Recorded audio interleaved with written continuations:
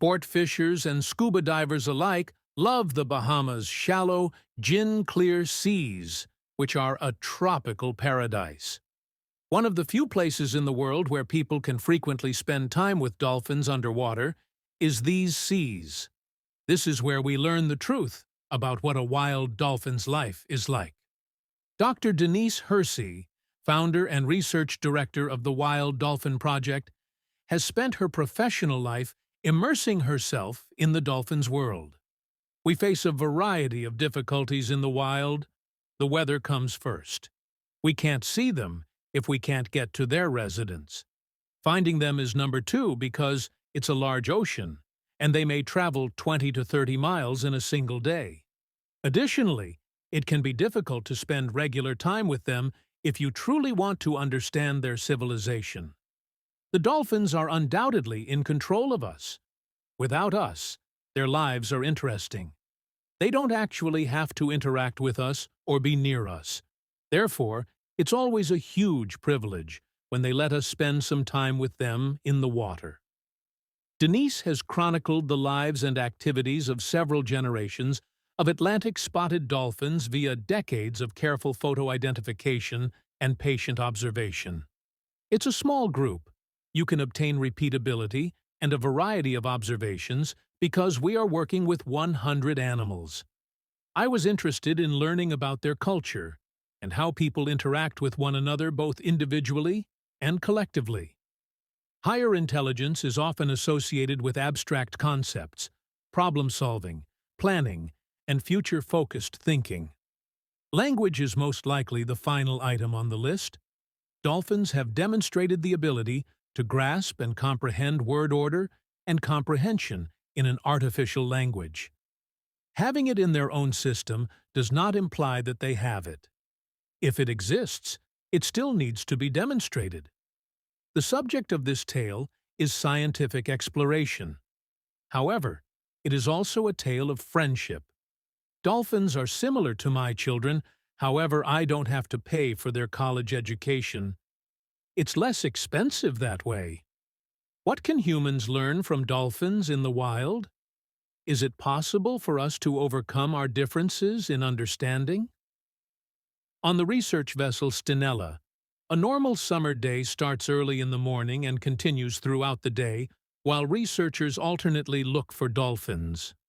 Spending 4 months at sea with 12 people searching for wildlife is a costly endeavor. It can be difficult to locate the dolphins, but the thrill is real when they do show up. Whoa! You got it. When the conditions are suitable, the researchers go into the water to watch and record the dolphins' sounds and behavior after taking pictures of the animals for identification.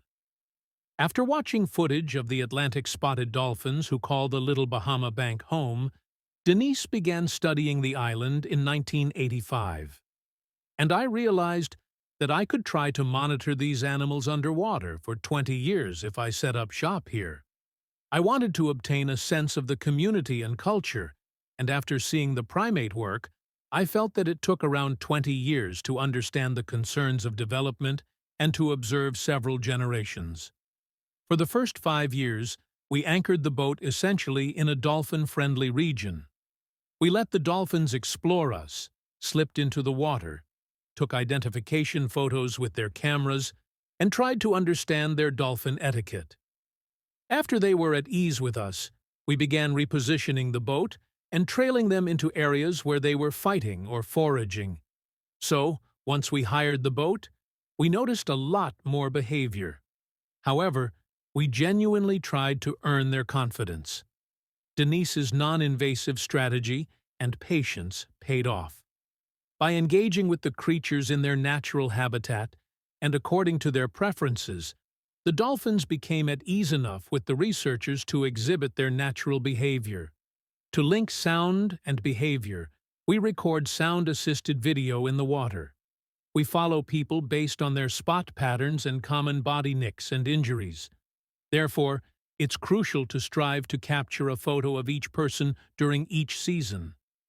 It turns out that because spotted dolphins acquire spots as they age, they are actually interesting to examine. Because they are somewhat gray on top and white on the bottom, spotted dolphins are born without spots. This coloration is known as two-tone. They then develop a variety of dark markings on their abdomen, which we refer them as speckles. They are currently around 4 years old, and at 9 years old, they begin to develop white spots on top of more black ones. That's a young adult phase, as we refer to that model. The females can begin giving birth to their first calf around the age of 10, because it is around when they become pregnant. The guys develop later and reach sexual maturity around the age of 15. They are now truly speckled in black and white. The spots combine to form what we refer to as fuse. Although they attain physical maturity around the age of 25, some people have lived into their 50s. Thus, that's likely the upper end of their lifespan. Seeing their entire history and their interactions over the years is interesting. To learn more about the relationships between various animals, a crucial component of dolphin society, the researchers also started gathering fecal samples in the mid-1990s. The only real way to establish paternity is to extract DNA. Researchers are able to contextualize the dolphins' sounds and behaviors by using sound and video recordings of their in-water interactions. There are essentially 3 kinds of sounds that dolphins make. Dolphins, for instance, produce frequency-modulated whistles. Sometimes they are specific to a person, and we refer to those signs as whistles. They are similar to names. However, their small chirps and other small upsweeps and downsweeps are not specific to any one person and likely have distinct meanings for them. Then clicks, which are essentially their sonar, which they could use, for instance, for hunting or navigation. Clusters of clicks make up burst pulses.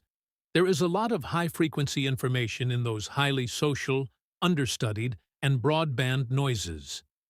Modern underwater microphones, called hydrophones, can record and show the high-frequency noises as waveforms on a computer, but humans cannot hear them.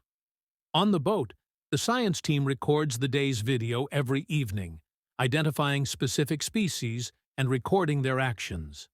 Since humans have trouble determining the direction of sound originating from underwater, identifying which species generated which noise is one of the major issues scientists have when examining sound and behavior. Dolphin recordings only capture the noises made by a group of dolphins acting in a certain way. Although it's not always possible to identify the source of the sound, a localization device is necessary to obtain accurate information on dolphins' communication methods. Dr. Matthias Hoffmann-Kundt of the University of Singapore's Tropical Marine Science Institute's Acoustic Research Laboratory can help with this. Along with co-workers, he created an acoustic source position overlay device, a unique high-frequency video and audio recorder. Our goal was to create a device that would enable us to record high-frequency audio and video in sync and then overlay it so that we could later determine whether an animal was vocalizing or whether a dolphin was simply clicking or whistling before responding, a crucial aspect of behavioral research. In a variety of behavioral scenarios, you may wish to inquire as to whether the mother whistles to get the calf back to her, or if the calf whistles and the mother approaches. You could ask 1,000 questions, really, with that amount of information. And since that wasn't actually feasible up until now, we developed this gadget. You can go snorkeling because it usually rests in a pressurized housing. 3 underwater microphones are available here. They are extremely sensitive and high frequency. Then there is a camera here as well. Using 3 hydrophones rather than 1 enables post-processing algorithms to triangulate the sound's source.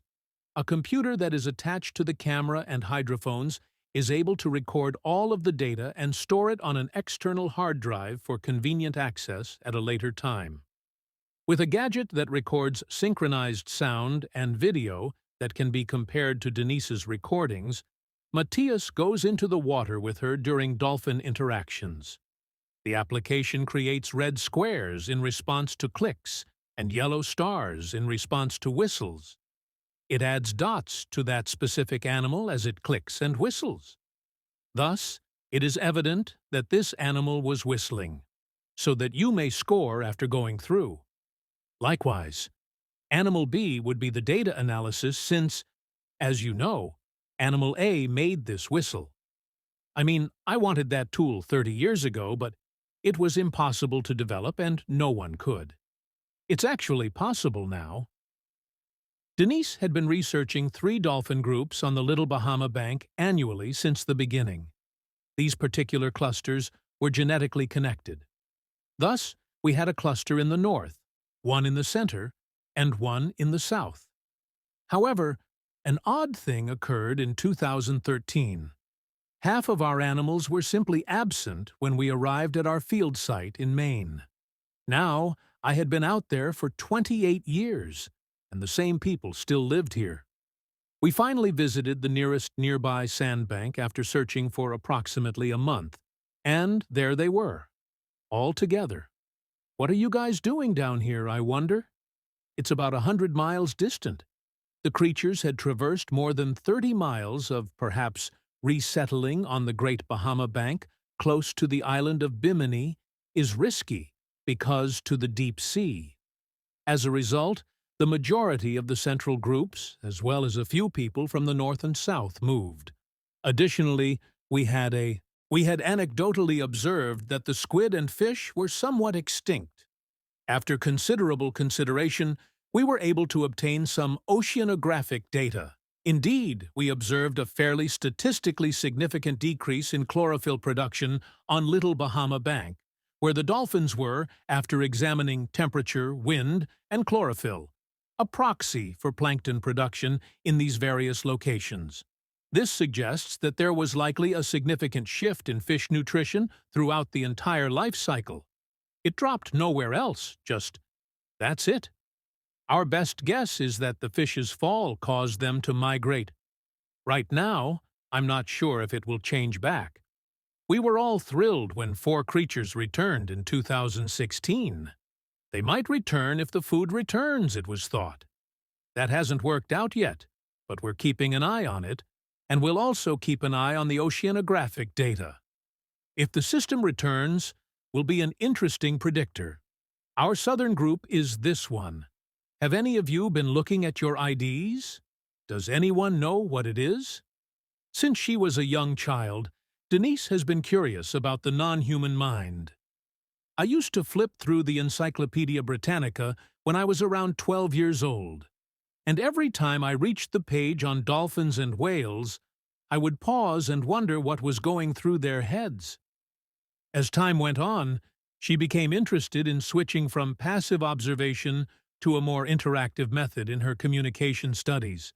Because the dolphins were giving us indications that they wanted to do more, I became quite interested in trying some two-way work with them in the late 1990s. I thought, wow, wouldn't it be interesting to give them a tool to see where it could go, as they would attempt to imitate our sounds and actions in the water. However, I was quite cautious. I believe a lot of people find it very crazy. All but one of my colleagues responded, well, you have a situation where they're curious about you in the wild. When I asked if we could pull it off, you might come up with anything. Because of his brilliant ideas and the impressive tests his team had conducted, I actually hired Adam Peck, who had recently graduated from one of the top cognitive labs for dolphins. At the Kewalo Basin Marine Mammal Laboratory in Honolulu, where I served as associate director in 1997, we were researching dolphin cognition and intelligence in all of its forms. One of the things we demonstrated was that dolphins could recognize the essential components of any human language. And what are those essential qualities? They are known as syntax and semantics. The words or symbols that comprise the language's vocabulary are known as semantics. The rules that dictate how those words or symbols might be combined in various ways to provide a deeper meaning are known as syntax. In English, for instance, we would say that the boy bit the cat is not the same as the cat bit the boy, or a blind Venetian is not the same as a Venetian blind. One of the dolphins may be asked to carry the frisbee from her right to her left basket and drop it into it. Alternatively, we may ask the dolphin to place the basket on her left over the frisbee on her right, after rearranging the sentences in a different order. The dolphin's ability to comprehend language, which is uncommon in the animal realm, was demonstrated when we offered them those for the first time. The fact that this was done with dolphins for the first time made it truly famous. It was clear to me when Denise and I first visited the Wild Dolphin Project in the Bahamas that there were a lot of things we could name, discuss with the dolphins, and eventually go into production in a distinctive manner. Other researchers had attempted to interact with captive dolphins in two-way communication before the late 1990s. However, the communication system's potential was constrained by the technology available at the time. In the beginning, Denise and her group communicated with the dolphins using a crude underwater keyboard. After roughly 4 years, we concluded that we should probably hold off till technology improved because we're not going very far with this. In 2010, I met a group of computer scientists at Georgia Tech called Thad Starner's group, and it turned out that he builds wearable computers. He decided that he needed a wearable underwater computer, so he took the job and put some of his students on it. This is our chat box, which stands for Cetacean Hearing and Augmented Telemetry. Basically, it's a system of computers and amplifiers housed in an aluminum casing, and the computer is programmed with a variety of synthesized whistles for various toys the dolphins might enjoy playing with.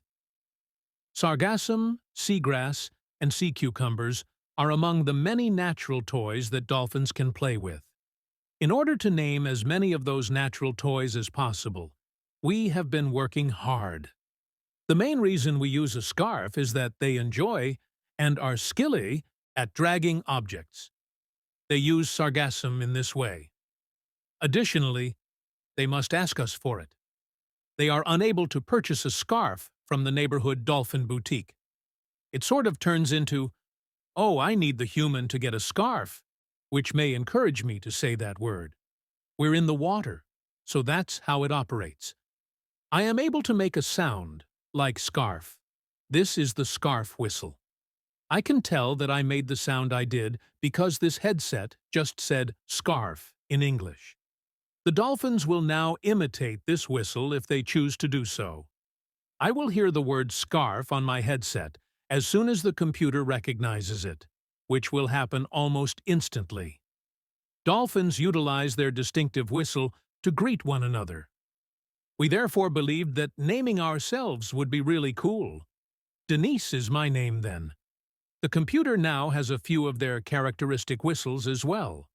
Brat is that. He's a bit of a brat. He is a participant in the system. In order for us to address him by name, we therefore believed it would be a good place to start when attempting to speak with the dolphins. The goal is to enable the dolphins to respond with communication. I wanted a mechanism that would allow them to access us and make requests or ask us to accomplish things. A handful of your researchers are in the water. Both of us are donning these submerged laptops. In fact, you're simulating the dolphins' communication system. Good technology is important, but so is spending a lot of time with the same dolphins on a regular basis, so they can become familiar with the system and begin to comprehend how it works. Imitating a whistle is one thing. Knowing what the whistle can bring you is another matter. Young dolphins were the most interested in the engagement, the team found. At this age, they are somewhat separated from their mother. They are not yet fully grown, mature, and responsible dolphins. They therefore play a lot. As a result, we have roughly 4 years to work with people during that time. Give her a 3. Georgia Tech research assistants work alongside the scientists at sea to optimize and debug chat boxes constructed by the university's students. It is somewhat difficult to create new interface devices that are easy for marine biologists to use from the start. Our hardware is therefore all custom designed. They frequently make use of 3D printers. At Georgia Tech, we also have machine shops. As a result, they can laser cut the remaining plastic components after milling the aluminum housings. Dolphins are an intriguing challenge from a software perspective due to the wide frequency range of their vocalizations. Therefore, you need to sample a lot of audio on the computer. Therefore, it calls for extremely quick processing and battery-operated software with no external connectivity to the outside world or internet. In contrast to standard voice recognition software like Google Now or Siri, which performs some processing on the phone or platform, all of your processing is on board, and then submitting it to the internet for analysis on a computer with even more capability. Everything must be done on the system. As far as I'm aware, no other project is making an effort at this. The scientists collected some reliable data on the Dolphins' attempts to imitate the whistles they played for them across 3 field seasons. When we made a whistle, one of the first things they did was simply blow their characteristic whistle. Then they began doing stuff like making a computer whistle, and then simply taking the end of the last one and attaching it to another whistle. Occasionally, they would replicate the whistle and increase their frequency. Occasionally, they would simply do it over an extended length of time. Thus, it appeared as though they were testing their mimicking skills. They're demonstrating to us how they like to make those sounds. In and of itself, that's intriguing. Additionally, the ability to imitate in different ways is one of the prerequisites that are actually necessary for a language-like communication system. The replicated whistles the Dolphins were making during the in-water contact were not instantly recognized by the computer. Thus, the group is developing a new conversation technology that has real-time recognition of those mimics.